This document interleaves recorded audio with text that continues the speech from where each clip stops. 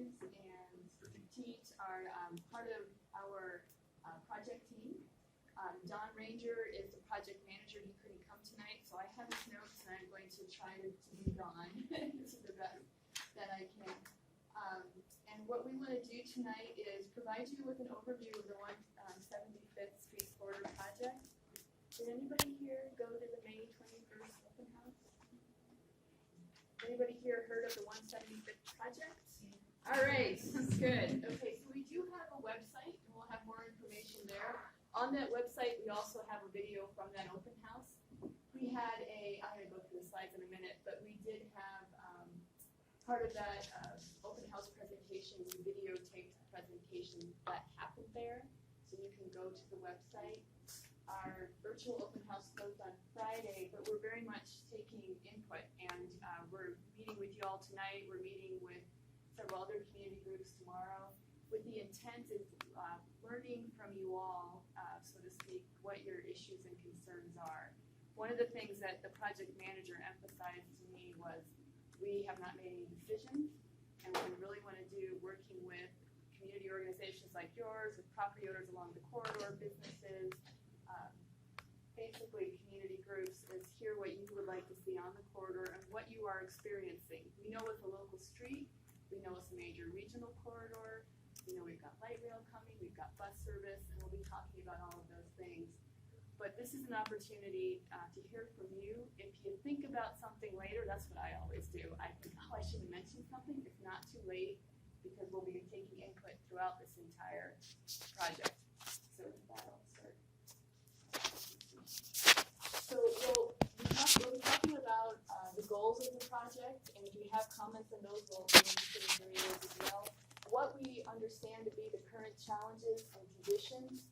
We all know how bad the sidewalks are, and if you see folks trying to go up and down the sidewalks. I already mentioned we have bus service. We're going to talk a little bit about what we've seen in the last 4 years in terms of accidents, as well as the high traffic volumes we have. We've got about 30,000 vehicles a day. We'll talk about our project timeline and next steps. So the corridor basically goes from the I-5 interchange to where the Aurora improvements stop. So basically here. So even though there is actually no Stone Avenue North, it kind of stops a little bit north of here. This is basically the western edge of the corridor improvement area. As I mentioned, we've got about 30,000 vehicles a day traveling, coming off the interchange. Really excited to have Trader Joe's in the market, but also we recognize it's connecting to Aurora, as well as to the neighborhood and other resources in the city. I just mentioned the sidewalk is one of our project goals. Improving transit access. We've got multiple routes that we'll talk about tonight that are served by this corridor, and we know we have more transit coming. We've been working with King County Metro on that. Biking's important. We have a complete streets policy. For all of our streets, we're trying to make sure that you have choices, that you can walk, bike, bus, making sure that when we're looking at this corridor, we're taking that into consideration. We're always aware of the traffic congestion and trying to keep mobility as a goal we have for the city, so traffic congestion is an issue. And we want to make sure that this works for you, so in terms of supportive of the community. So I think the next several slides, right, you're going to talk through in terms of what we've heard so far. Yeah. So I'm going to stand up so I can point a little closer. Okay. As Natasha mentioned, this is kind of a recap, or we gave this presentation at the open house as well. So some of these slides in here you'll see were available. I know they're hard to read. Is this online? It might not be at the moment, but we can make it. Yeah. So I know it's going to be tough to see some of these pictures, but this is really just giving some context to some of the things we're seeing out in the corridor. It's not, Natasha mentioned that we're starting at the very right here, right out the window here. We have Mud Bay and the apartments and condos across the street. Long linear area here with retaining walls right up against the right of way, very difficult for pedestrians to walk. Rockeries and other things are here with Meridian Park Elementary School. The Aurora Church of Nazarene. Yep. Yeah. Thornton Creek, another very important piece is coming through here. This is the headwaters of Thornton Creek, which ends up down at North Gate, down into Ronald Bog. Make sure we have close coordination with that. There's the park here as well. And we've met with a number of the neighborhoods out here, or a number of the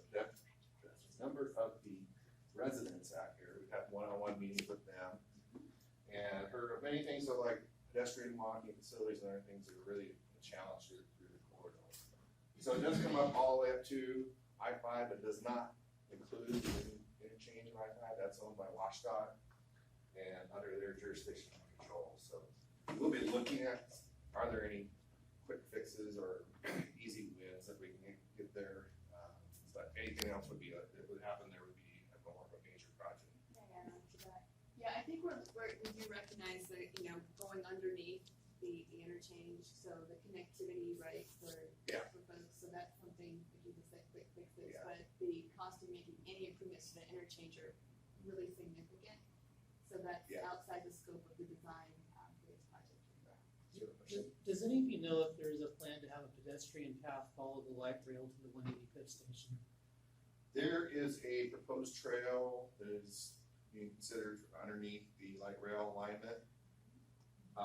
And so one of the key issues here is connecting that trail with the interurban trail. And so making sure we have connection for pedestrians and bicycles to get between those two is a key goal of the project. Yeah, the city and Sun Transit are working especially to the east on Fifth Avenue, the connection to the 185th station, if that's really what you're thinking Oh, about. no, I was just wondering more closer to the I-5 if there was anything Would be, following the on tracks the or east not. side. Is the, Would be a closer walk for people that are coming from the west. Yeah. Or not. It'd be real interesting to try and hook up the interurban trail with that. You got quite a bit of distance. Yes, over a mile, really, yeah. It's just 1 mile. Yeah. Right. So as you're probably well aware, there's not consistent sidewalks through the corridor, so we have challenges of, the south side does have some path, but it's not very accessible for, especially folks with disabilities. Here's the north side where there's not any sidewalk at all. So missing the narrow sidewalks. Of course, Meridian Park, lots of children crossing. 765 children go to school there. Yep. There's over 700 kids, I think, going to school there, so there's a lot of kids crossing here. But this is an important feature. We heard from the heard from the school district. This was put in a couple of years ago, so making this even better than it is today is an important aspect of the project. As we get, this is between Meridian and I-5, really narrow sidewalks here, and there's settlement going on. You'd be really challenged to go through there if you were in a wheelchair. Even strollers, folks trying to go to the library, heard from them as well. This is more examples of some of the bus stops. Right here, the bus stop is halfway up the hill. There's really no way for anybody in a wheelchair to get on the bus from there, let alone cross the street to get back to their house if they're on the other side. So challenges with getting good transit and limited amenities there today. So the next few slides are some of the analysis of and some of the information we've gathered. This is really showing the pedestrian counts and what's happening at each of the intersections with crossings, and just the lack of these dashed areas or lack of where there's really not any defined pedestrian sidewalk through the corridor. So a number of missing gaps in the area, and then showing the crosswalks and everything else along the way. But there's a lot of activity at Meridian. So you've got the bus stop here where people are parking right at the church and then making their way across there. So that's an important activity hub that we really need to pay attention to. Bus routes, 301 is a commuter route that comes through there. Stops at several places along the way, and then we've got the 373 and the 303 that are coming down Meridian and making it on its way onto I-5. Now, things are gonna change in the future. We have light rail coming in 4 to 5 years. The bus system will be dramatically different than what it is today. We'll see more focus of buses going from probably down 175th and somehow getting to 185th. And one of our to-dos is to meet with Metro and to work out some of those options and make sure that we may not know what to do today, but we don't want to preclude that from happening in the future. So, but we can see that there'll be fast, reliable bus service on 175th in the future. And then this is the collision history, so kind of a earthquake Richter scale kind of format here. So the deeper the red, the more accidents that have occurred. The meridian intersection has got a number of them, of course, and this indicates pedestrian accident there. Number of accidents up here at the Aurora, although we're not touching that intersection, or that's not part of the project. It's just an interesting data point to kind of see how that compares with the rest of the corridor. So a few of them at I-5, but really the big one for this project is the Meridian intersection. And what we were seeing is left turns, the dual lefts coming around from southbound to eastbound. Folks cut in when there's a bus park there, or people heading north and trying to move around, somebody trying to make a left-hand turn. Is another common accident type of that's occurring there. So there's a few pedestrian accidents and bicycle accidents, but not a ton of them. I wanted to comment on that Yeah. because I walk back and forth to school Mhm. every day. Yeah. And the crossing guards on Wallingford Mhm. with the flags. Yeah. At least twice a week when I'm walking, I see a car fly through that intersection when they're already out there waving their flag at them. Mhm. So it's by luck Yeah. and it's because adults are out there Yeah. that you don't have accidents. Yeah. That's why. I would agree.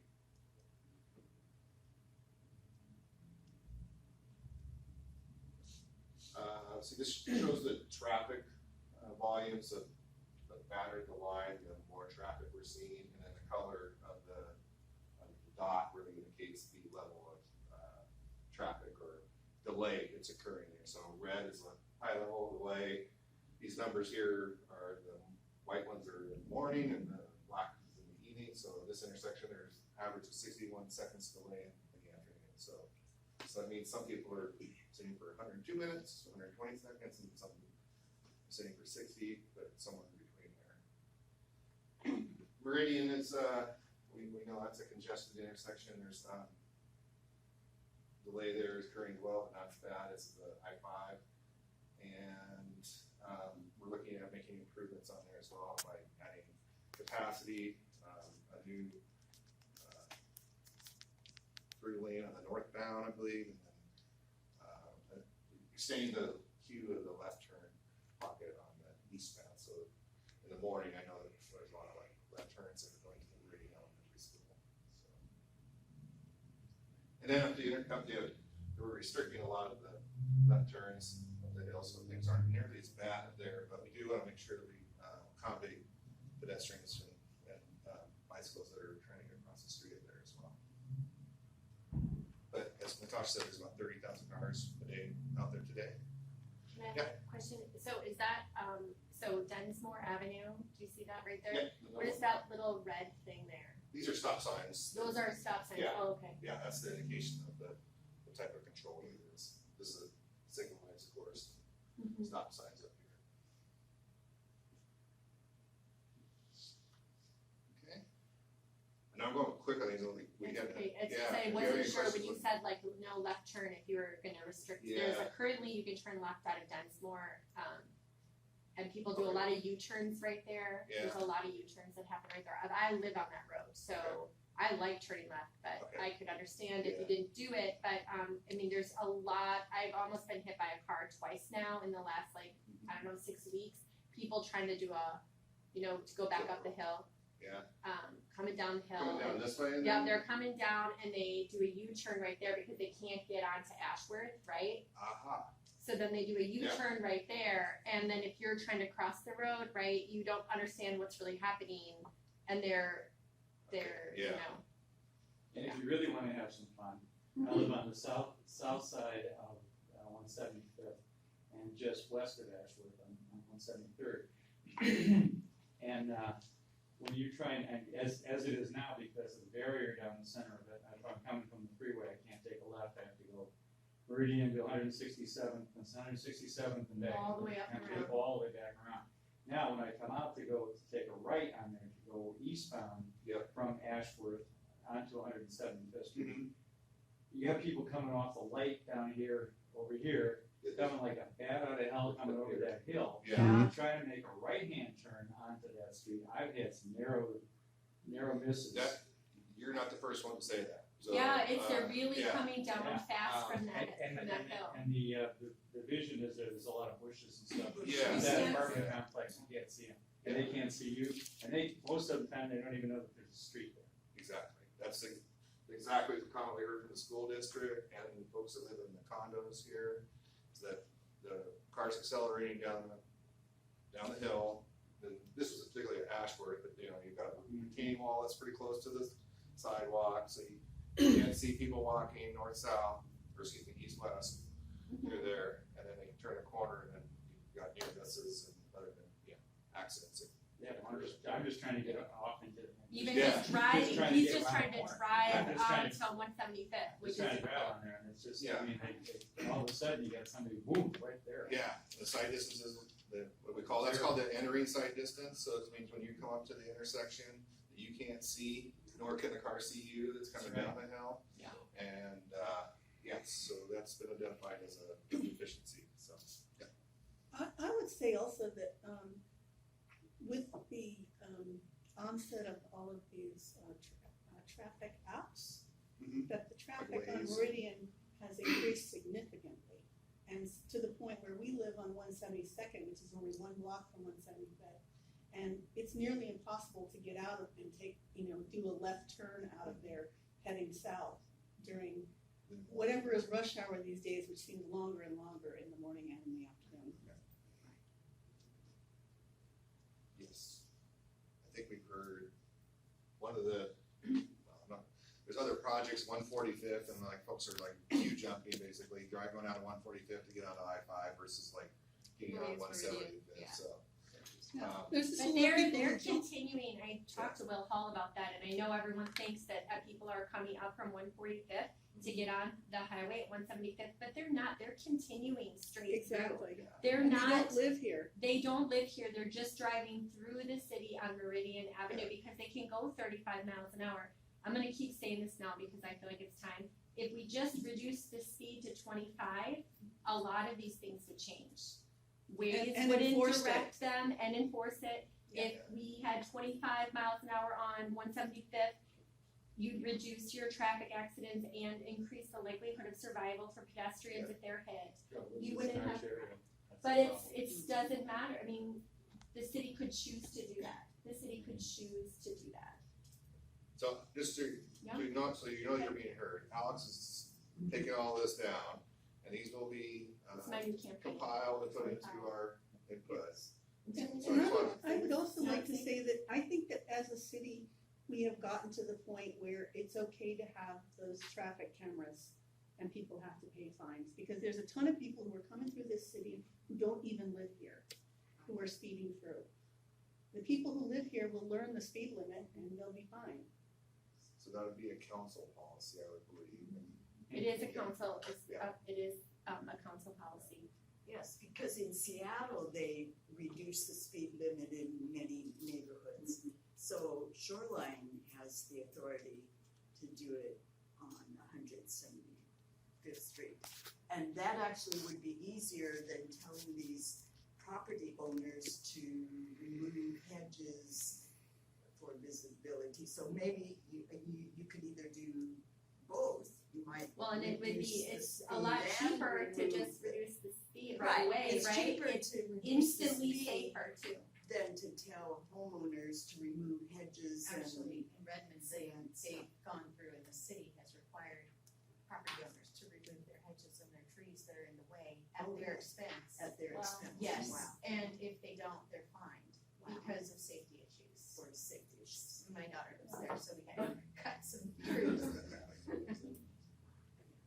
Oh, it's just me, okay. Yeah, so that's a lot of the kind of technical and some of the issues we've heard. We've also talked to a number of the residents that live along the corridor, the school, the church. We talked to a lot of we touched base with a lot of different folks, and so you're in the mix of those folks as well now. And like I said, Alex is here transcribing all the comments that he's hearing, and then those will be included in our recap of everything as we move forward into the design process. And with that, that's a transition to like schedule, yeah. Yeah, I think one of the things we just checked in on is we'll have results of the open house, the online open house in the next couple of weeks. Yep. And share those on the website. Go to the website. I think I just want to emphasize here to just mention, we will, these are kind of major phases of the project. And each one of those major phases will include talking to, stakeholder briefings, coming out and talking to you, drop-in sessions, which I think multiple ones have occurred with property owners along the corridor. And then there's the online, and we always are looking for input. There's never like a bad time to give an idea, input, or concern or something. It doesn't seem to work. I think what I mentioned here is I think our schedule may be expanding a bit from what's being reflected. Thanks. Because we are having some staffing issues, so instead of early 2020 for phase 3, it might be early to mid. Phase 2 might be more late fall to winter. But our intention still is to, what are the issues, concerns, challenges? Look at what kind of options there are to address them, multimodal. Develop the concepts and criteria to evaluate those concepts, and ultimately, as we've done on other corridors of the city, we work with you on balance different needs and care to come up with a preferred design concept. And then that 30% design milestone. We have funding through the design, so that only goes to 30%, but ultimately we'll be taking it beyond Yeah. 30%. So there's more here than 30%. Yeah. Anyway, so just be aware of that. And then we'll be looking at how to progress beyond, so that's probably several years after that to get to the next phases. On the other side. I have a question. Yes. And I don't know if this goes back to Don. Dan. Dan, sorry. Don So- is the project manager's now. Okay, so Dan, what I'm wondering about is, there's a tremendous amount of bottleneck that happens with the traffic in and out of Moraine Park Elementary School. And I'm wondering if there's a possibility to work with the school district to have an entrance off of North 175th, that people who are going southbound can pull in to the school, off of North 175th, instead of having to turn the corner and then go into off of Meridian. Because what's happening when it's time to have drop off and pick up at Meridian Park, it's just a terrible bottleneck right there, 1 block south of North 175th, or half a block, where that school exit entrance is. So what happens when the school is a little bit out of the context of this project, I do know. Half a block, where that school exit entrance is. So what happens on the school is a little bit out of the context of this project, but I do know the school district is in with they've done the early learning center is a new piece, and there are frontage improvements that are being made as part of their development, and we will be incorporating their work into our. What does frontage mean? What's that? I don't understand what you mean by frontage. Frontage improvements, so Yeah. frontage improvements would be, so as part of their development, so anytime a development occurs in the city, they're required to do certain improvements in the right of way, so along the fronts of their streets, so oftentimes that means sidewalks in neighborhoods where there aren't any widening, so you'll see where development goes in and out, where new houses are built and the road may be a little bit wider. Same thing would happen with the school district, so they'll be putting a path, a 13-foot trail or path or paved, on the, excuse me, on the north side of their property, along and extending the curb out will nice, it'll save most of the trees that are there today. The path will be behind that. And then I can't recall what the frontage improvements are down on, on Meridian They haven't itself, finished but they them will yet, be Cynthia. putting They're sidewalk not along finished there. yet. Yeah. That's Yeah, but I do think we could follow up with the Yeah. school, because if it's queuing back or affecting the corridor, that's, I mean, we're showing that as part of our. Well, It is, there's no, like, so there's a gate right there at the school, but all the students are outside, like, you couldn't, I mean, you can't, drive through the, I mean, there is a gate there and people open that to go in and out for like deliveries.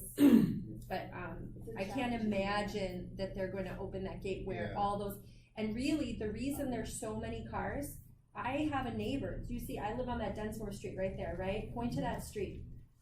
Yep, on the other side though, right there, yep, I live on that cul-de-sac. I had a neighbor, they don't go to elementary school anymore, who drove their kids to school every single day because they were so afraid of 175th. Yeah. Now, they've already aged out, and by the time you finish this project, we'll all have aged out. But, There we you go, kids. you could change that, again, are you ready, Alex? If you made 175th 25 miles an hour, people would feel safer walking their kids to school. They would. But they They feel would. safer with better sidewalks too? Of course, but you are not going to be able to do that for 10 years, so it's ridiculous to even talk about it. There is a school that's 30 miles. It's 20, yeah, it is, but they come down the hill, and the school zone doesn't start there, and that it's. So it's signage and other things we could use. Well, and we got the your speed sign zones up, Yeah. but And we have the- students who come to school at 8 o'clock for before care, right? We have students who leave after after those short 25-minute windows where the flashing is happening, but it's not enforced. And I think it's not enforced, and I think if you look at the, and I don't know if you're gonna present the traffic data, but how fast people are driving on that street on a regular basis, you'll see that lots of people are going 50 miles an hour regularly on 175th. Who's gonna let their kid walk with no sidewalk on that road? They're going to drive their kids to school because they're terrified their kids are gonna be killed. And I just wanted to say also that Callie brings the views of the PTSA with her. Yeah, I'm not a resident frustrated that from- I'm not on your like previous list. I'm a homeowner on that road. I volunteered at PTSA. I've had the whole entire city council 3 years ago down to my street to stand there during school. Yeah. And I'm not on any email list. You know how I got this? Is from Cynthia. I email Kendra Dudinsky regularly. So with that in mind, since you do live in, we did send emails out to all the tax parcels and the residents along the whole corridor. And there were signs. And there were signs, but if you were missed, I wanna make sure we correct that so that we, so I talked with Alex here and make sure we got your address on there, that's right. Yeah, I mean, in addition to putting the signs out, advertising the open house on the corridor and doing the mailing, talking to the school, and it sounds like maybe at the PTSA.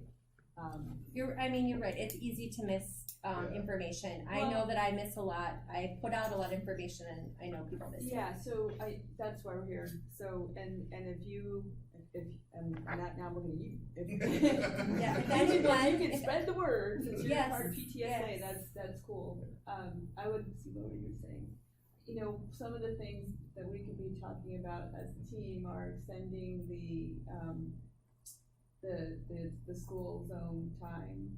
Right, because- Enforcement, I will say enforcement, it requires enforcement, which requires enforcers, which so that Well, requires more we could have resources. traffic ticket Right, cameras. so these are things that we're hearing and we're writing down and thinking about, and I'm telling you how this also works.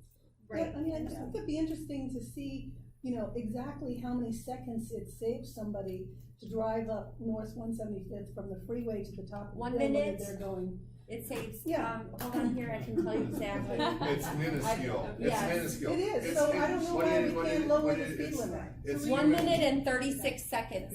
Thank you, Cal. Okay, so Yeah. you're trying to say? Well, since we're taking public comments here, I would like to say that I think lowering the speed limit from 35 to 25 is a bit much.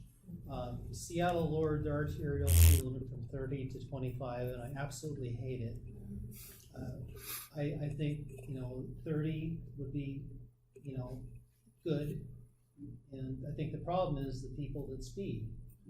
Yeah, it's enforcement. And But if you look at, so evidence-based, right, if you look at the difference in survivorship from 45 miles an hour in a pedestrian accident to 40 to 35 to 30 to 25, the amount of survivorship is so great that it is not worth that 5 miles an hour. And if it was you behind the wheel that hit a kid because they ran out in front of you, you would be so frustrated with the city that they didn't go with an evidence-based safety situation that doesn't save you that much time. And it's just a habit. You have a habit of driving that fast. So we hear Right, you. less than Yeah, okay, I I'm sorry, think okay. We've got, yeah, Yeah. so I think I was gonna go, we covered this. That's Next- fair. So, no, we hear you, and I know you wrote a lot down. Yeah. So, our next steps are to continue to hear you, all of you, in terms of feedback and input from the community. I mentioned at the beginning of this presentation that we've got our basic goals, purpose for the project, but we're always looking for feedback. That's our starting point. And our next, I'm looking at Dan, but we're developing the criteria, and we'll be getting feedback on those criteria, because those are the criteria where we develop the concepts and then look at those different concepts and what we're working towards that preferred design concept. Summer, fall 2019, develop alternatives, right? And we'll have another, comparable to the May open house, we'll be having another. We'll go through this whole process again, Right. basically 3 times, so the next one will be in fall, say November, October, November, December timeframe, at the end of this year. And we will have concepts developed, a multitude of them, and there'll be a wide range of them from, this is the city standard, if we have all the land in the world, to more realistic, here's what fits in the corridor, and making sure we include all the project goals for bicycles, peds, transit. And we can constantly come back to this, to the Yep. community group, right, and check in along the way. So I have an offer. Meridian Park Neighborhood Association has a Facebook page. And so what I would like to offer is that someone from your group take on posting these individual things, not just like, hey, look at this street and tell me everything that's wrong with it. But hey, we're considering this particular thing for this particular area. What do you think of it?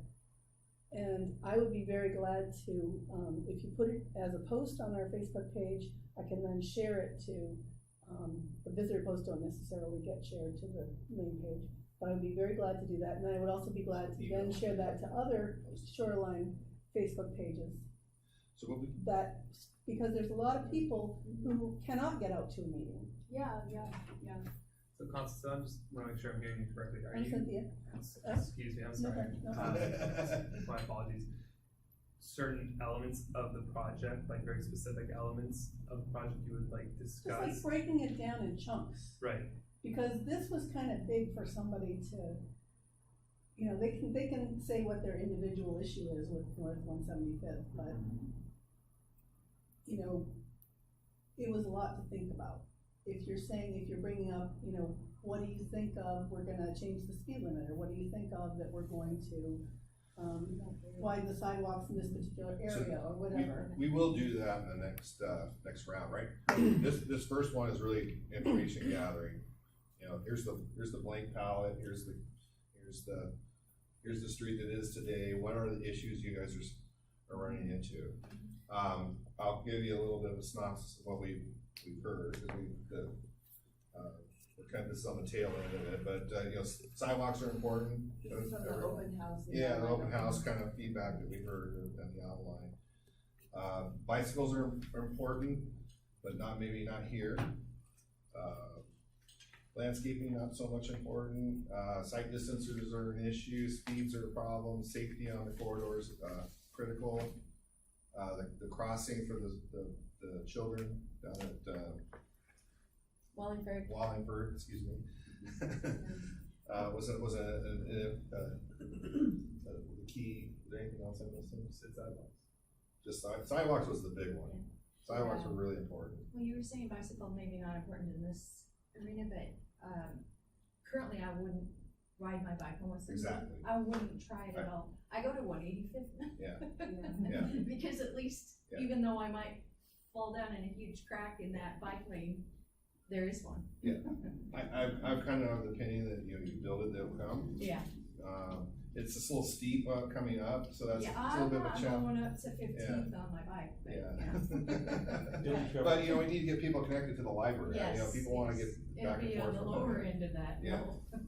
The only trouble I see with bicycles and arterial is that I'm sorry if anybody's a bicyclist here, but I have a problem with bicyclists because they tend to, they don't stay in their lane, they go in there. I've never seen one stop at a stop sign for one. It's because you haven't been following me.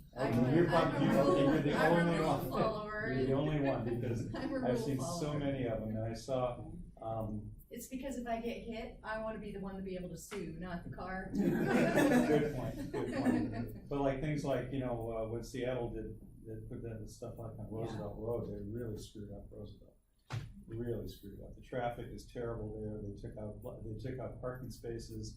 The bicyclists are all over the place down there, and it just slows up the traffic tremendously. So it'd be great, instead of bringing the bicyclists over, my thought was you put it over one street to a more of a residential street for the bicyclists to go down that way, and leave the vehicular ones on the arterial one. It just made a lot more sense, but Right. they didn't expect That's it. a legitimate idea. There's just not a connection to the east side, except at 175th. And there's some challenges of getting connections made back and forth across the freeway. I will say this, as I mentioned, you just raise your hand. It's okay. Okay. You can finish. And I see you over there, so, we are trying to provide options, so we will be looking at bike travel on the corridor. It can be inside or outside the curve, but that is something that will be, safe travel. You can model the right way to be traveling on it. I'll just make everybody ride behind me, and if I stop, they don't have to stop. Yeah, but that's, That's the problem. That's the problem with the traffic. And it's like there's a bicyclist going 5 miles an hour, and there's traffic backed up for 3 blocks. Well, I have to take the lane if I don't actually have a bike lane. And, So I have to what get we in the found center. on every corridor is so many different perspectives on cycling. Yeah. From there's nobody that uses it, to I use it all the time, to I don't wanna travel on the street, to I have to be on the street, to, so it's really hard to balance the bike. And it's something that we do wanna grow as a city, so this will be one of the, definitely the conversations that. Yeah, this will that be a we'll conversation later, but I also do a lot of freeway traveling. I live just around the corner on Meridian and 175th, on the 178th side. To get on the freeway in the mornings, I'm not the one that travels down to 145th. I'm sitting there in the way backed up, on-ramp, waiting while the traffic is metered all day long almost. I don't know what the real good time to get on the freeway is, because we're all sitting there with metered traffic. So yeah, I don't know if I'd ride my bike along that. So I just wanted to say that I think that the city messaging is important, that as a city, we've decided that bikes are important, and it might not be for everyone, but that we're gonna share the roads with bikes. I think all of this needs to be a little stronger, positive messaging, but if they try to, and I know this was in a previous plan for 175th, is to, because of those bulkheads, is to reduce the lanes. I just wanna say, that cannot happen. I mean, because there's 30,000 cars on that road. They're already backed up right now during rush hour. When that light is red at Meridian, I can't cross my street Densmore because the cars are backed up past my road headed south. we can't I- reduce the yeah, amount of traffic. I hear you there on, You know, on that, yeah. And I would love It- to say we could, but we can't with these apartments. I mean, we need bike lanes so people can use those, but I can't imagine that could be, I'm on that street every single day, walking, biking, driving. I can't imagine if you tried to reduce it. I mean, I agree with you, that's not on the table. okay, good, because that sounds so scary. No, this is not a road diet project, so, yeah. We don't call it Reducing road the speed diet, limit. but- Yeah, I know. Reduce capacity. So my comment is more along the lines of, trying to get, resident feedback and communication to residents and all that. And I just wanted to remind everybody that right now Shoreline is going through a tremendous amount of change. And so as citizens, we're getting invitations, what seems like every other day, to come and give our feedback about something that's gonna happen that impacts us greatly. And we just can't keep up with it. And on top of that, there's just a tremendous amount of grief in this town, which is people are just mad because they're grieving the changes. So I'm just asking that you keep that in mind when you're thinking about your communications, and if you're disappointed about how many people show up to meetings and things like that.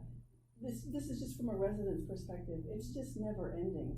And having to come and go to city council and make comment all the time, trying to save trees or whatever it is. It's a lot.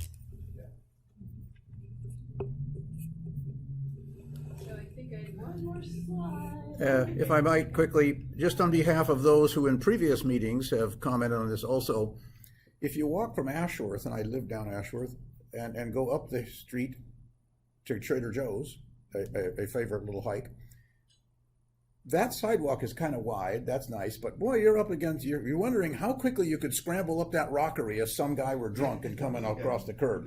And that curb isn't enough to stop anybody beyond a Boy Scout.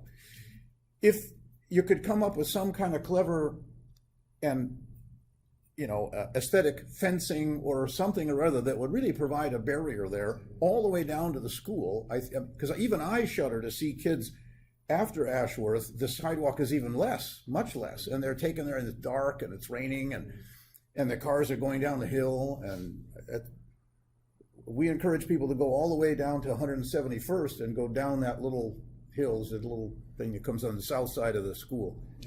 But yeah, walking along there is something that makes you think whether or not you have a will.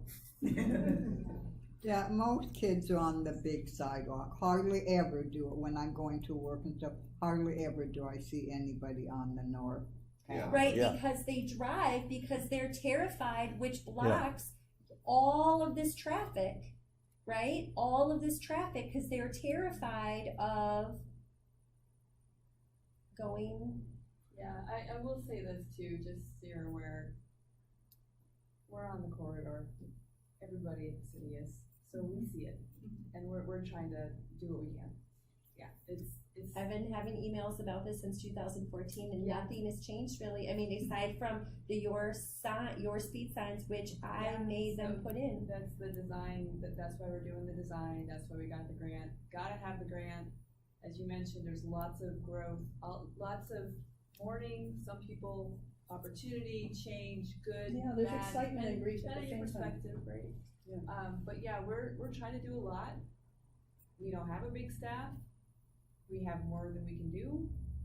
So Kendra's one of my team, and I know she's trying really hard. She works all the time. So I guess just bear with us. We see it. I got kids. Great. We see it. So Yeah, our neighborhood particularly has just so many families. yeah. So it's so I guess what I'm saying is we hear you, and this is good, and what we're gonna take the feedback. We're gonna try to move and make this happen as quickly as we can, given the resources we have, given the grants. It's really competitive for grants, so that's how we're funding the project. We could get funding for sidewalks like Seattle did for their school sidewalks with trip ticket cameras. We could do that. There's been funding already provided for part of 175th by group. Only Different for the group. planning. Different group, yeah. Yeah, It's so, only the so planning. that's, so anyway, I'm just letting you know, so that's, so, I guess, just be also aware. We're seeing this too, we hear what you're saying, we appreciate it. So Don Ranger is the project manager.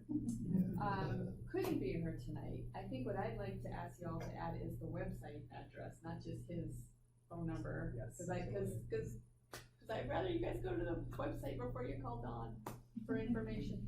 But he is a project manager, and he is very, interested in hearing input. I think what we'll do though is continue to collect this input. I'm also going to ask how we're collecting contact information, so I don't know if we have that, are you keeping a running list of people who wanna be part of an email list? That's correct, yes. Okay, so if you, And I think you can also sign up for email updates online. yeah, And I checked, these slides are on the website as well. And if it's okay with you, I could forward you the URL, and if you want to circulate it to the group, we could do that too. Is there much of an actual right-of-way to work with beyond the road as we see it now? That's one of the biggest challenges. There are a number, there's quite a bit. actually, let's go to a different one, see if that would help. Yeah, there's about, I think it's 90 feet between Meridian and I-5. And then it varies from 80 down to about 60 as we get between Wallingford and Ashworth. That's probably our most constricted, and if you go down, if you drive down there or look through it, I mean, there's driveways that are very steep. So can you imagine trying to put sidewalks on the side of that, what the impact is to the residents that own those homes? So that is probably our biggest challenging area. So, And isn't the south side of 175th at the corner of Ashworth, isn't that zoned for isn't that been upzoned to there's a single family residence there, but I think that's been zoned for something larger. that I'm not familiar with. Oh, I'm okay. familiar with, I thought yeah. that was somewhere else, but I don't. Yeah, I don't think so, that's outside the light rail I think zone, that's zone. one, I thought I saw it on there. I won't comment because I'm not sure. Yeah. Alex, 175th and where? 175th and Ashworth. On the south. Yeah, I thought on Southeast that, corner. that East south, corner, east this, corner. yes. I'm not. Yeah, it's an Yeah. older This couple sounds who lived there. Yeah, I thought I saw that was zoned for a high, That would more not surprise occupancy. me. So And I- just off of there. I know that you had other things on your agenda, so are there other questions or comments? We'll be back. Thank you for coming. Yes, thank you very Yeah. much for coming. Thanks. And listening. Yeah, thank you. Thank you very much.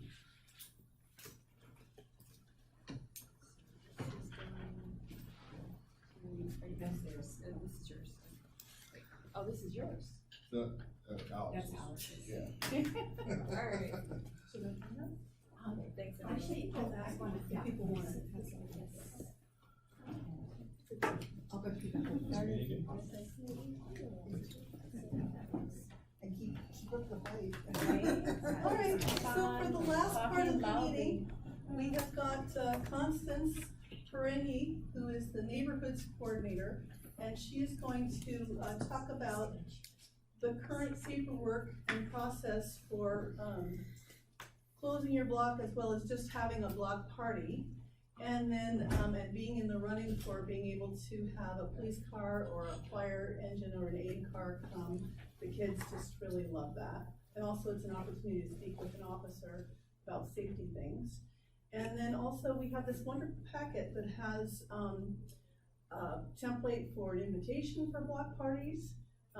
We've got tips and tricks on games that can be played, and how to do that, and how to organize a potluck, just everything that you need to know about throwing a block party. And if you don't have one on your street currently, I just really encourage you to think very seriously about being the generator of that, because we have got 2 blocks, North 172nd between I-5, and we have a dead end there, between Meridian and I-5.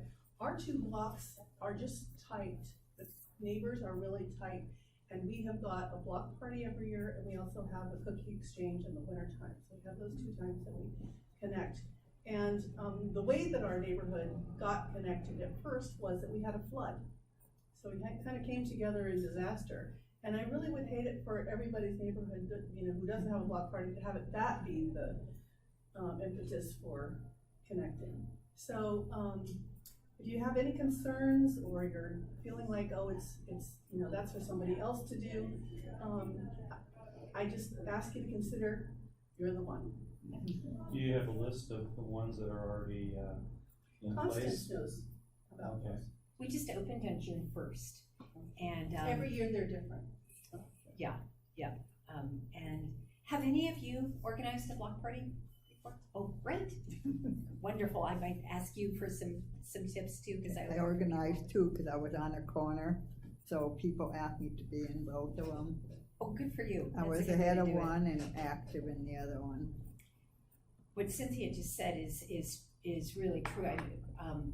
I had not had anything, or we hadn't had anything on our block in the 11 years that we had lived there already. And when I started doing this, it's like, we have to have our own block party. And I encourage you, if you can, to talk to a few neighbors and see if they're willing to pitch in with you, because it makes it a lot more fun. And it didn't happen the first year. We live on a very, very long block. We've got about 44 houses on our block. And it's been a goal every year to try to extend our reach. We started kind of in the middle and got people who we knew the most to start coming, and then every year it's like, bring the person to the east or to the west of you. And so every year it gets a little bit bigger. But I have to tell you, it's the coolest thing. My partner was like, why are we doing this? Why are we putting out a table and having a little ice cream social? Nobody's gonna come. It was so cool. At 7 o'clock, everybody started to pour down the street. And the best thing that happened was we would see people at their mailboxes or driving around, but we didn't know what houses they lived in. So the value of doing it really close to where you live is really great. Some neighborhoods have great big block parties that bring people from all over.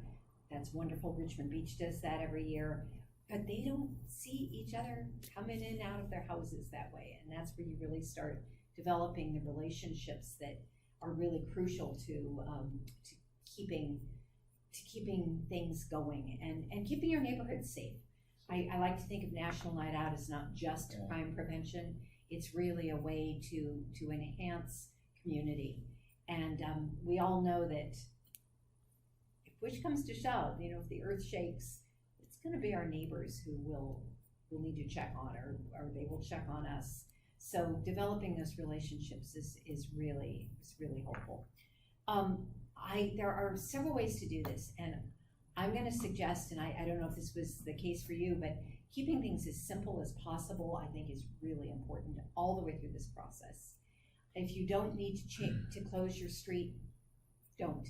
If you can do it in a front yard, we do ours in our driveway, and that way we're not out on the right of way, we're not creating a traffic hazard, and nobody's worried about letting their kids run around because it's safe where we are. But if you don't have that option, then do think about closing your street, because that is not, you have to get a permit, but it's not all that difficult. And I'll walk you through that process. Yes? I had a question about, so one thing that I didn't mention is that Meridian Park Neighborhood Association has an umbrella insurance policy that covers block parties. Mm-hmm. But do they cover it if you have it in your driveway, or if you have it in your? No, you don't need insurance coverage for that. Okay. Yeah. But what if somebody wanted that because they didn't have, homeowners insurance that was that comprehensive? It's not for private property. It's not for city private property. So it has to be on city property, on a street, or a little park in your area. Okay. Yep. Good to know. Yeah, Thanks. it's a good question. The way this works, and I'll switch into that quickly, is if you want to close your street, it's a permit process. You would do it no matter what you were closing your street for. And the cost of doing it, if you don't have the right if you don't have coverage, is close to $1,000. and we wanna make sure that people can have these parties. And a long time ago, the city decided that the best way to do that was to insure the neighborhood associations. So every neighborhood association in Shoreline gets an insurance policy that's renewed every year. And when you fill out your permit, and you go through our permitting department, and I'll back that up in just a second, you will get, if you're using the street or the right of way, and the right of way is actually owned, a lot of us think that we own all the space in front of our house. Nope, it's actually city property, and that's why it does need to be insured if you're doing it out like by your mailbox. And when you fill out your permit, you will be told who to go to, and in this case, you've got your two signers right here. They have to be official signers for this to work, and they will sign off on your paperwork.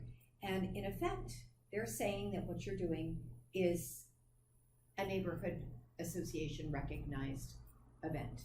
And it doesn't have to be just on National Night Out. It could be anytime through the summer, or I got a call last week from a neighborhood association member who had been approached. There had been a sudden death on their block, and their neighbors wanted to close off the block to have a celebration of his life. And it wasn't National Night Out. It wasn't really specifically a safety kind of block party. Could he sign off? Yes, he could. I mean, we totally support that kind of thing because it builds community. So to back this up a little bit, there are two bits of paperwork that are important. Whether you are doing it in your backyard or you are closing your street, we encourage you to register with the city, and that is done online, or you can print out if you don't have access. I actually have the permit forms here printed out, but you could call me and I could print it out for you and send you a copy, and then you can mail it back to us. The value in doing this is that the city then knows that you're doing a block party, and there are benefits to you for that because you'll get a little gift packet from us either the day of the event, or this is just for National Night Out, or the day sometime. It will end up on your porch, and it will be a little bag of handouts for your guests on safety, on crime prevention, on preparedness, disaster preparedness. Anything that your neighborhood association might want you to know about can go in there as well. And you'll get a little host gift and something to entertain kids. So it's just a little starter pack for you as you organize your party. The other thing that will happen is when you fill out your registration form, you can say whether you would like to have a visit by the police or the fire department. And as Cynthia mentioned, it's a hit with kids, and kids big and small. In a neighborhood a couple of years ago, a ladder truck pulled up, and they put the ladder up, and a firefighter went all the way to the top, and there were more middle-aged men standing there cheering than there were children. They'd gone off. It took a long time for this guy to climb up, and they'd lost interest, so they were off doing other things, and everybody was standing there going, "Wow, that's amazing." So that kind of thing can happen right on your block if the fire department has ingress and egress. We ask you to fill out whether you'd like this or not. The fire department reviews it, and if they know that they can't get a big truck into a cul-de-sac and get out safely, and this has happened at a lot of parties, they'll get called out, and they need to be able to exit very quickly. So they know the city. They're like, oh, this block would be okay. This block isn't going to work as well. We'll see if we can send an aid car or something that's a little more nimble. So we say it's a lottery, and to a degree it is a lottery, but it's mostly the fire department really looking at the map and figuring out what works for them depending on where their stations are as well. People really do like that stuff. I used to live in Edmonton. I was McGruff the crime doctor for 6 years in Edmonton, and National Night Out was a busy night. We hit so many blocks, so many block places. It was fun. A lot of fun. Kids adored it. Yeah, it really is amazing. And I've discovered we had 76 parties registered in Shoreline last year. And it's high touch. We managed to get to most of those, we being a combination of staff who go out and just talk to people and hear what's going on their block. And police, our community outreach officer made it to 31 parties last year. She was very smart. She timed it so that she was heading out with our new canine unit.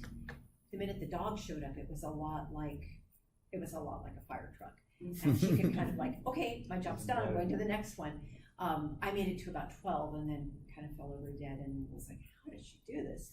But we do manage to get to a lot of them, and it's a great way for the community to get to know not only the police and firefighters, but city staff, so that, you know, we tend to not have, you know, I'm out in public all the time, so people know me, but a lot of our folks aren't. So it's a really great way, and we very strategically, if people are upset about a traffic issue, our traffic engineer goes to those parties and puts on her armor and so you know, we really do try to address whatever is going on as locally as possible. So that's the registration process. Now, if you want to close your block, there is, I actually will walk you through a second. I won't pull it up right now, but there's a checklist, and I understand this is confusing for people, although it's gotten to be a little bit easier. There's a fillable form. There is a checklist for what you need to turn in, and it doesn't come to me. I deal with the registrations, but this goes to our permitting department because they have to actually process this as a permit, even though you're not going to be writing a check for $997, $995. So you need the application, which is the description, date, and time and event of the event, and your contact information.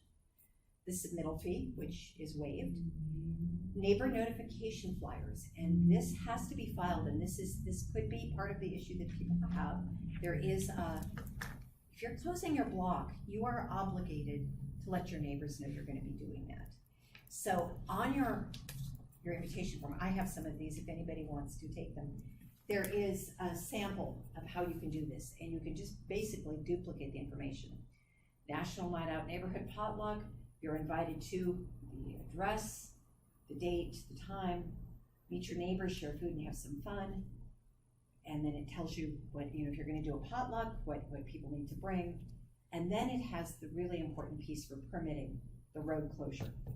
And so it will say something like Home Street North will be closed on August 2nd between North 198th and North 199th from 5 p.m. to 9 p.m. to allow for setup and cleanup.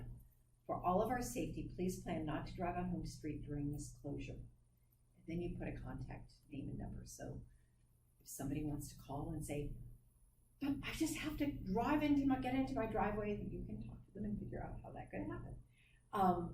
So that is a really important piece, and that is going to be one of the things that they will look at when you submit this permit. Do you ever get some Scrooges on the street that say, hell no, I don't want my street blocked off? We do sometimes, but they actually, in this case, don't have a say in it. I suppose that they would come in and protest at City Hall, but if their neighbors have gotten the permit and it's legal, it's going to happen. Yeah, there are other things that we have to pay attention to. If there's going to be any modification, when a few years ago, the Parkwood Neighborhood Association did some murals on the streets, on the roads, and they had to get everybody's permission up and down the block. And in a couple cases got up to the last person who was the Scrooge, who said, no, I don't want something bright outside. No, I just want to see the rainfall. So they had to start all over and go to another neighborhood, and eventually they got everybody to sign off. So, but no, this is different. Certificate of liability insurance, you don't have to worry about that. Your neighborhood has provided it and it is on file. The other thing that's really important is a map or a drawing, and they need 2 copies of this. On 8.5 by 11 paper, you don't have to do a huge rendition of what your neighborhood looks like. This is where Google Maps is really, really helpful. You can get it to print out the basic layout of your neighborhood. You want to indicate which direction is north, put a north arrow on it.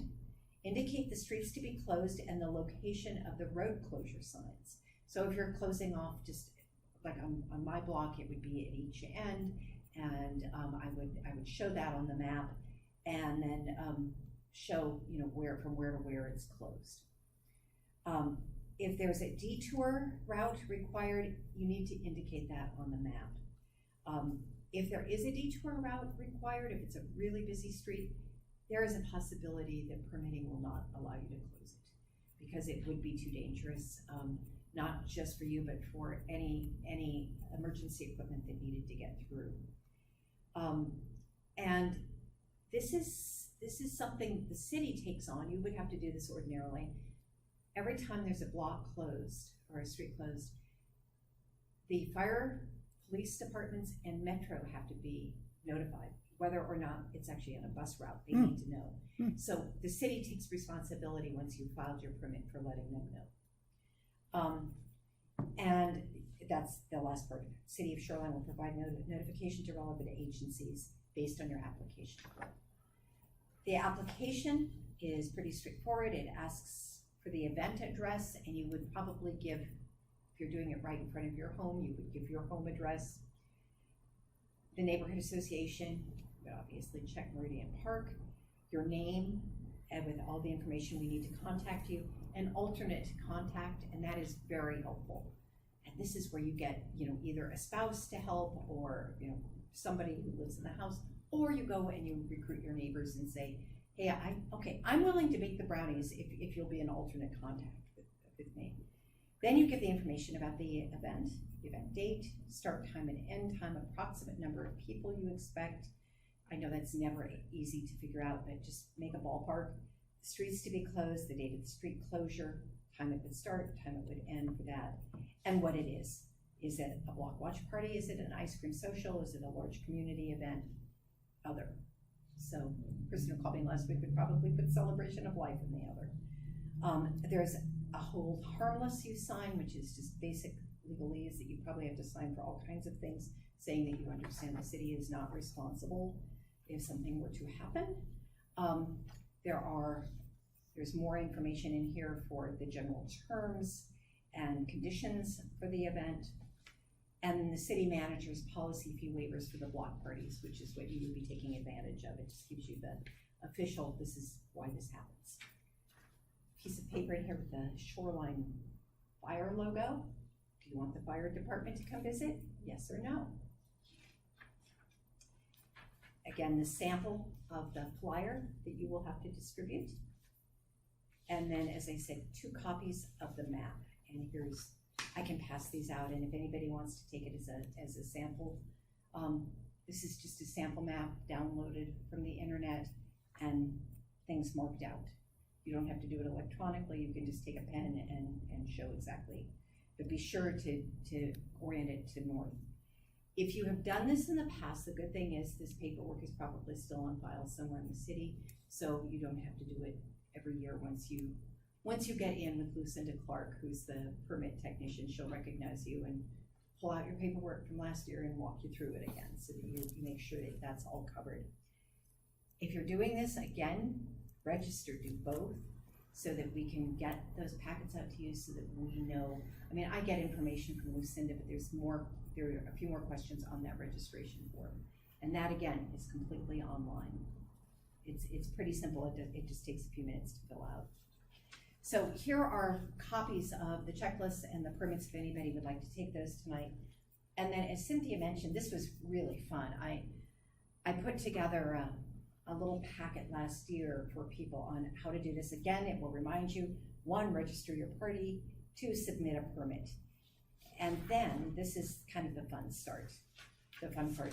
This covers, first of all, why do this? Have fun, meet your neighbors. Increase the sense of belonging in your neighborhood, share crime prevention and safety information. Create a neighborhood contact list. That has been the most useful thing to us. I just put out a yellow pad. I didn't have time to create a form. It could be just so simple. And have people put their name, their address, and whatever contact information they're willing to share with you. And if you are organizing this party and you feel inclined, put that together as a list and send it out to everybody so that they have each other's. Last year we had a cat out to our house in the middle of the night and didn't realize it for a little bit. At 5:30 in the morning when we realized it, I activated our neighborhood list At 6 o'clock that morning, there were 3 people from the neighborhood out helping us look. So it really is, it's really helpful. And then think about what kind of party you want to plan and how much time you have to organize it. Be realistic. If you're going to bring out an ice chest with some popsicles in it, that is totally fine. Know that that's your capacity. Last year, I worked with a woman who had never done this before, and she was bound and determined she was going to have bouncy houses right on the street, which isn't actually a great idea for them. She was thinking about bringing some ponies in, and she had these grand plans, and I'm like, I don't want to burst your bubble, but how much money do you have for this? And she goes, my husband said I can spend $50 on it. Go to Fred Meyer and get ice cream. Yeah. You know, it's just, think about what is realistic for you. And she had a great time, a really great time. She actually called me and thanked me and said, I would have been so worried about kids falling out of the bouncy house. And it's like, yeah, I would have been too. And so would your neighborhood association. How can you create a welcoming event for everybody? And this is really as important as anything. Get your invitations out early and to everybody on your block. They don't need to be elaborate. Think really simple things. And if you're doing the closure, that template is simple and straightforward. If you have an active email list, send messages then. And if your neighborhood has a Facebook page, which some do, create an event. You can just go into Facebook, do the event, and that'll get to everybody. Get the word out in as many ways as you can and be prepared to do some follow-up closer to the date. That, for me, has meant actually going and knocking on doors. We have a few neighbors who are elderly and wouldn't get an email, probably wouldn't, they've come to recognize me, so they'll open the door. But you know, just be really sensitive to what people's threshold is. Plan activities that will encourage people to get to know each other, and there are lots of suggestions in this, and I really encourage you to take it. Think of what children will enjoy if you're going to have children there, and make sure that there are opportunities for people with differing abilities to participate. Provide name tags and ask everybody to wear one if they're comfortable with that.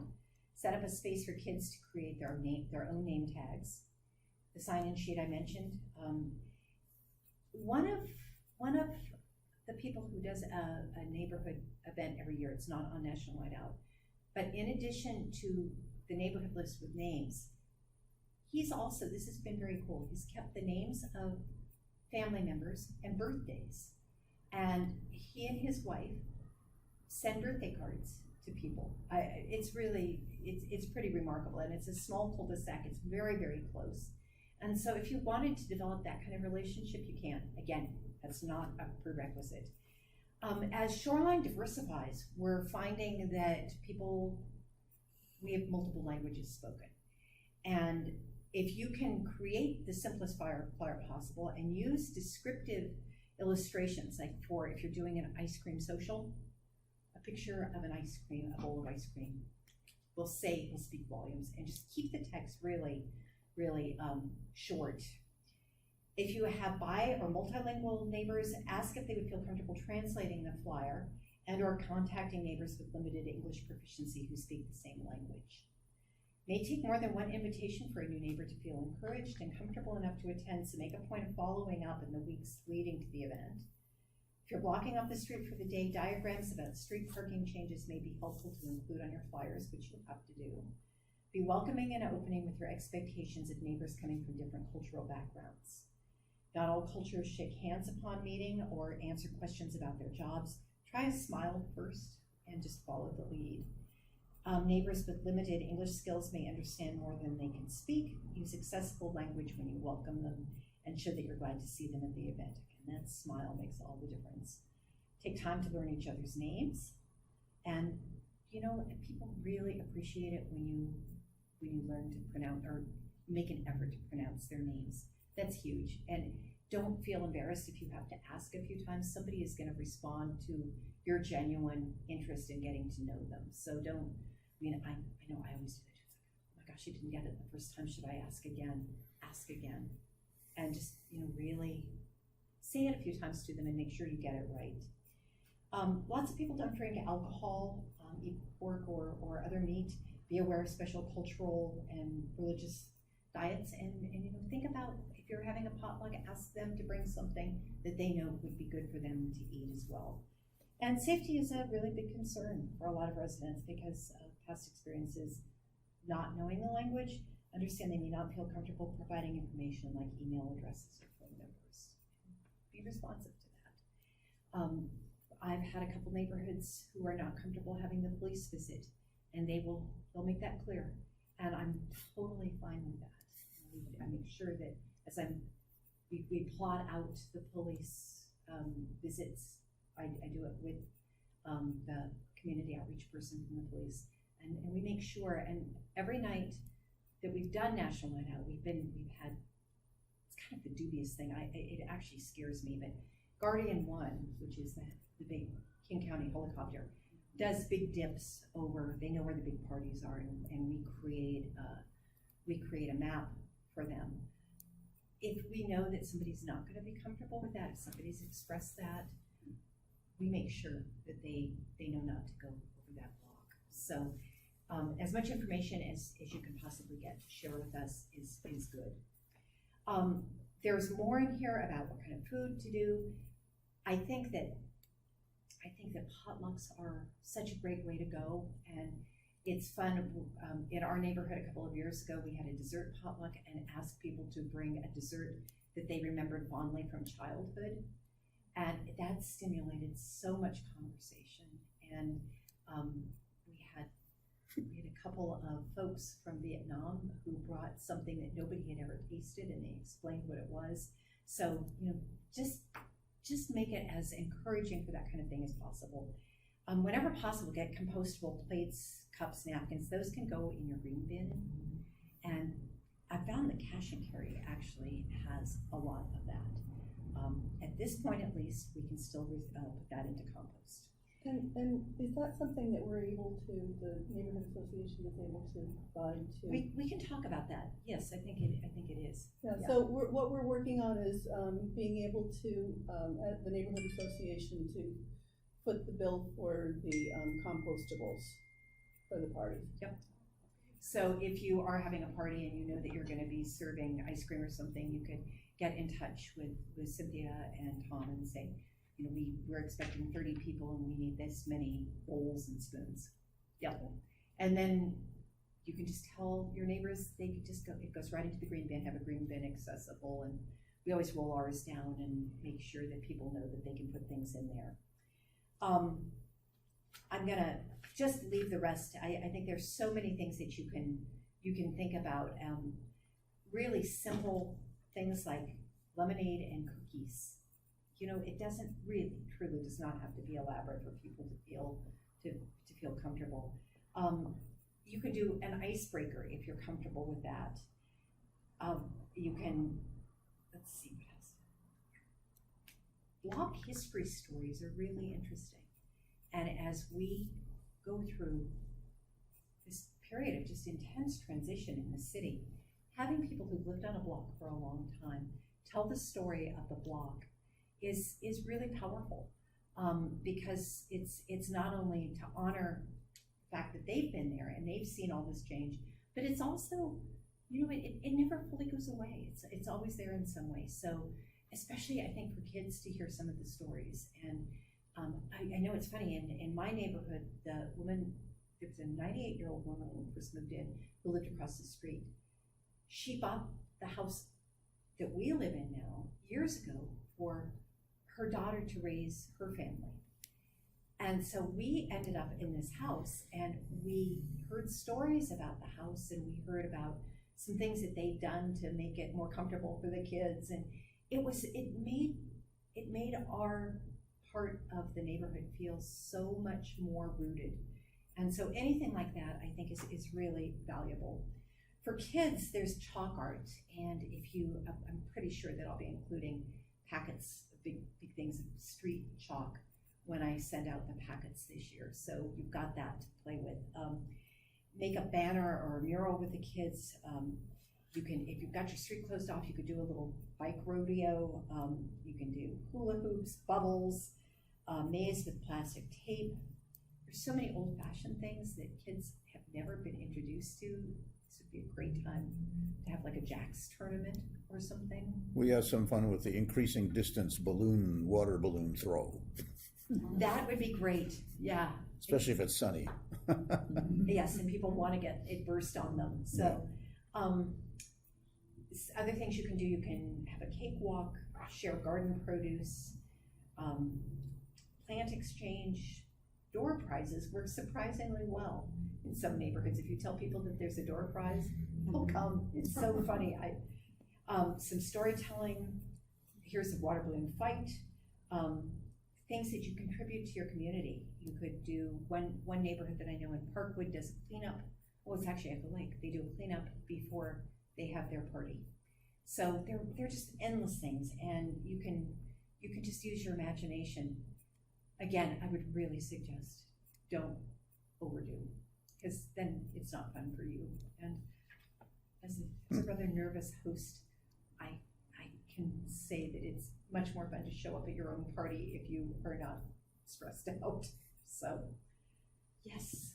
I just wanted to add, our 2-block party was also an opportunity last year to begin the Map Your Neighborhood process, which is about disaster planning.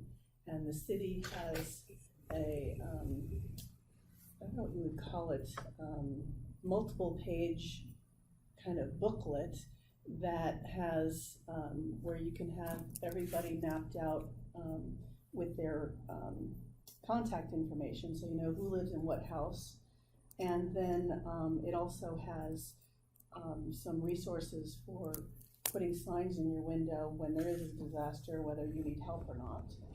And trying to think of what else is in there, but and also instructions on how to find the gas mains and water mains and things that need to be turned off if there's a. We actually have an emergency management coordinator now, Jason McMillan, who is taking that a step further, and he's moving into a ready shoreline program.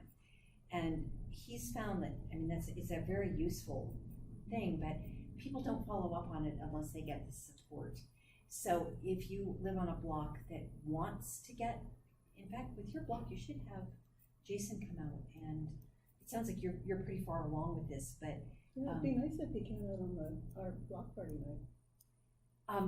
It'll be a quick visit, but yes, I'll see if I'll try to remember to assign him to yours.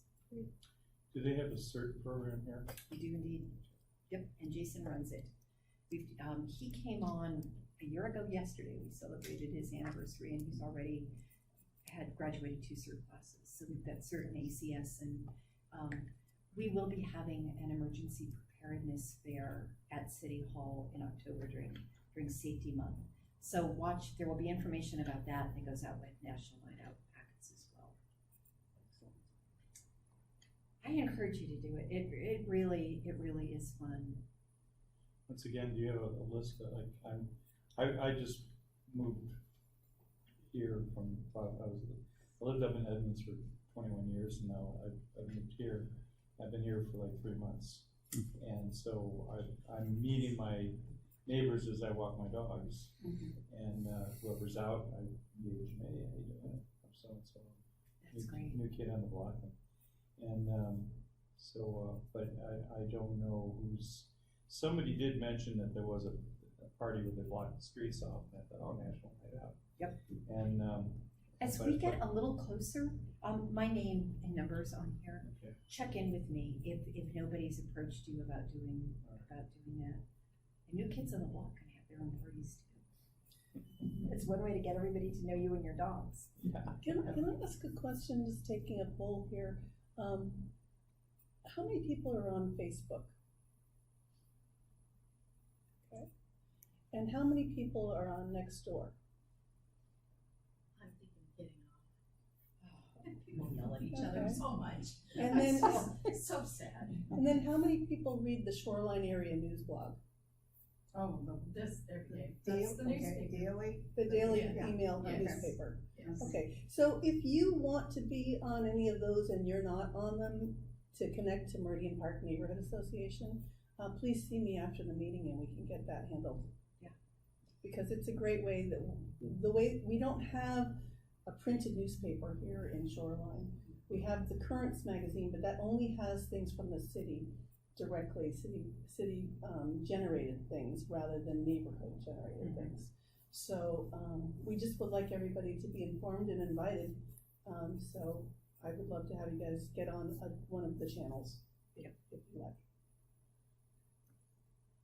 I hear you about next door.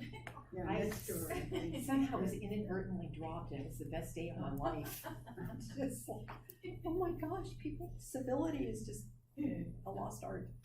But It's not a face-to-face thing, that's the main reason. yes, people can be anonymous. That's true.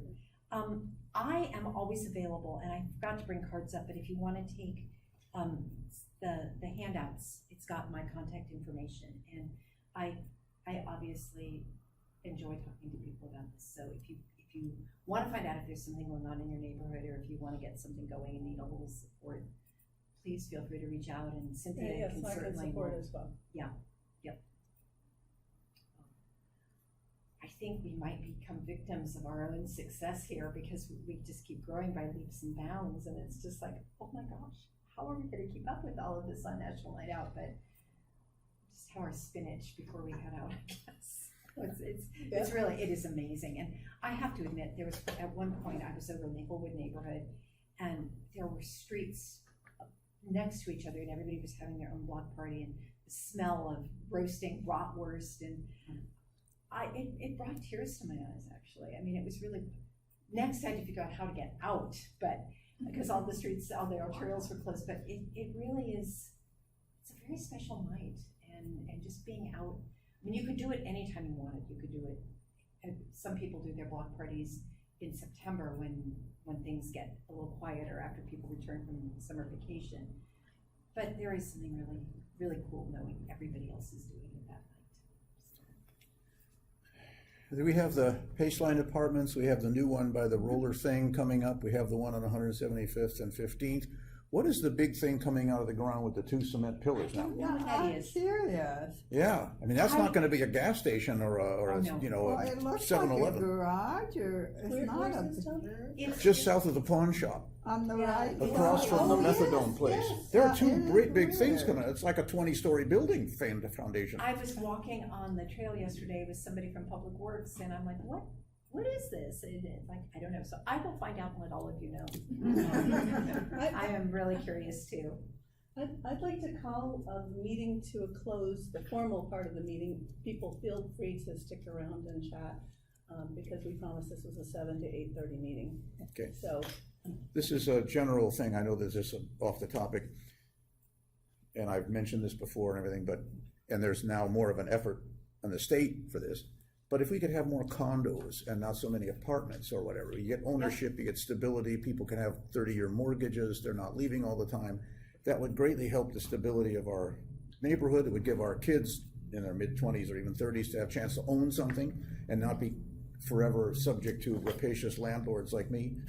And, so I wish that half of these things in the Paceline and some of the others were condos, like is the case with the one on the corner of Ashworth, 175th. That's a condo, $260,000, 2 bedrooms, 2 baths.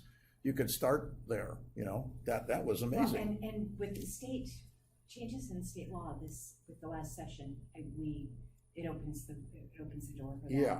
There was just some bizarre code around litigation and About the liability of the builders for 10 years. Somebody could say, there's a mouse in my soup, and you'd have to redo the whole half of the building. It was ridiculous. Yep. So it's that so opens tough up. on the young people these days anyway, with their student loans and their housing prices astronomical and all this. I got a kid in Vancouver, and it's hopeless in Vancouver for young people. I mean, to have any kind of life like previous generations have had. Children, own a house, own a car, Yeah, I know. We're digressing, But even the price of condos for people just starting out and retired folks as well like myself. Yeah. I'm renting just at barely what I can afford, and I'm on a fixed income, and I just say, yeah, well, you should go and buy a condo. There's no way in hell I could afford a condo. Yeah. So then you tack on HOA fees. And then you pay Yes. several $100 That's- It's a not the month. price of the Yeah. condo necessarily, Yeah. so that's this, but then you have. HOAs, yeah.